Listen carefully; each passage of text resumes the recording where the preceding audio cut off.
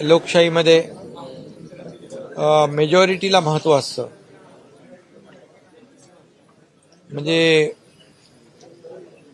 वारसा हक्काने केवळ संपत्ती मिळते, परंतु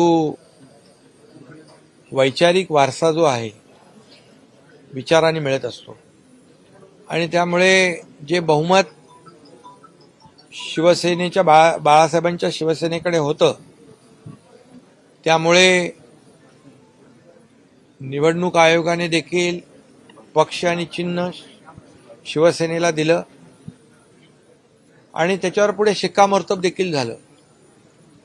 आज तेच पुन्हा सिद्ध झालं. लोकशाहीमध्ये बहुमताला महत्त्व असतं. आणि मगाशी मी म्हणालो मेरिट हे बहुमतामध्ये असतं आणि म्हणून बहुमत काउंट केलं जातं. त्यामुळे आजचं जो काही निर्णय आहे हा मेरिटवर आहे. बहुमताला महत्त्व मिळालंय हे पुन्हा एकदा सिद्ध झालंय. आणि म्हणून मी अजितदादा पवार आणि त्यांच्या सहकाऱ्यांना शुभेच्छा देतो. फोनवरती बोलणं झालं का त्यांच्याशी? अजित पवारांना शुभेच्छा दिल्यात का तुम्ही? नाही, आता त्यांच्या आता शुभेच्छा तर मनापासून आहेत माझ्या त्यांना. आमचे सहकारी आहेत आणि महायुतीचं सरकार राज्यामध्ये काम करतंय.